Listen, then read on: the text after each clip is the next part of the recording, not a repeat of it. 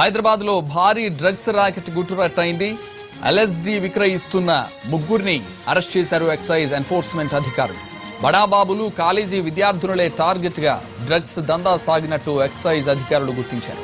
సినీ నిర్మాతలు, hotel management, multinational company చీఫ్లు విద్యార్థులకు drugs అమ్మినట్టు తెలియడంతో 9వ తరగతి విద్యార్థినులు, 2 ఇంజనీరింగ్ విద్యార్థినులు ఎంఎన్సీ కంపెనీ చీఫ్లను ప్రశ్నించారు.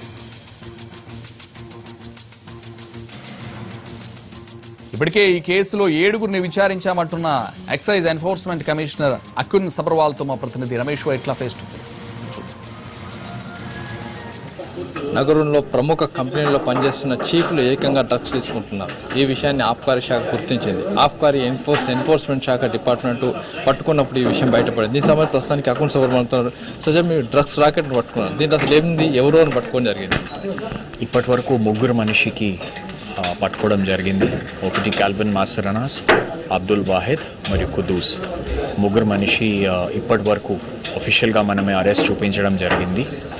వీళ్ళ అదుపు నుంచి ఆల్మోస్ట్ 700+ యూనిట్స్ ఎల్ఎస్డి మామూలుగా పబ్లిక్లో ఏసిడ్ అంటాము, అదే ప్రకారం ఆల్మోస్ట్ 35 grams ఎండిఎంఏ మాలీ లేకపోతే మాలిక్యూల్ అంటాము. ఇవి 2 కొంచెం నార్కోటిక్ సైకోట్రాపిక్ సబ్స్టాన్సెస్ ఇప్పటి వరకు పట్టుకోవడం జరిగినాయి.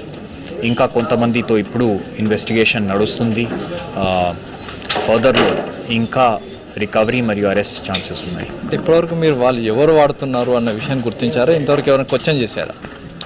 ఇప్పటి వరకు ఎవరు చాలా మళ్ళీ ఇప్పటి వరకు వాళ్ళ ఫోన్ రికార్డ్స్ మరియు ఈమెయిల్ డేటా కొంతవరకు అనలైజ్ చేయడం జరిగింది.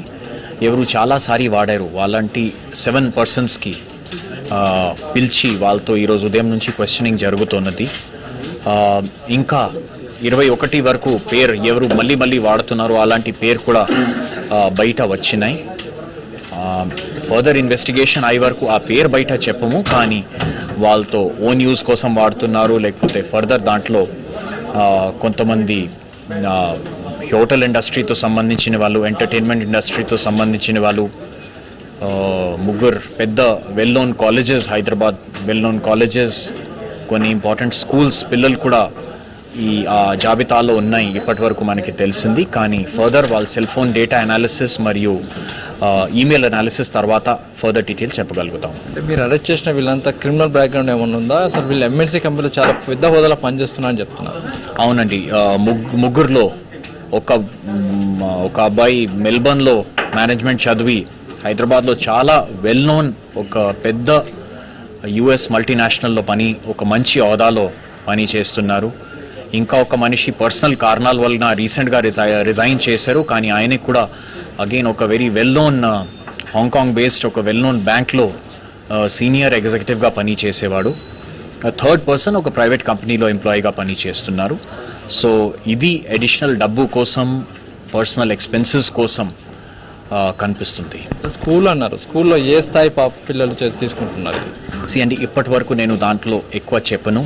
1-2 పేరు నేను సెల్ ఫోన్ అని చూసినప్పుడే 2-3 పిల్లలకి వాట్సాప్స్ చూశాను. ఈ మనిషికి కాల్విన్కి అడిగితే ఈయన ఎవరు అప్పుడే ఒక పేరు మరియు ఒక స్కూల్ క్లాస్ డీటెయిల్స్ ఇచ్చారు, కానీ నేను ఆ పేరు లేకపోతే ఇవి డీటెయిల్స్ చెప్పాను. కాలేజ్ అవునండి, ఇప్పుడు 2 వెల్ నోన్ అంటే చాలా ప్రెస్టిజియస్, హైదరాబాద్లో ప్రెస్టిజియస్ ఇంజనీరింగ్ కాలేజ్ 2 పిల్లలతో నేను మాట్లాడాను పర్సనలీ పిలిచి. కొంచెం డిస్టర్బింగ్ ట్రెండే కనిపిస్తుంది. ఒక ప్రొడ్యూసర్, నో ఫర్దర్ కమెంట్స్.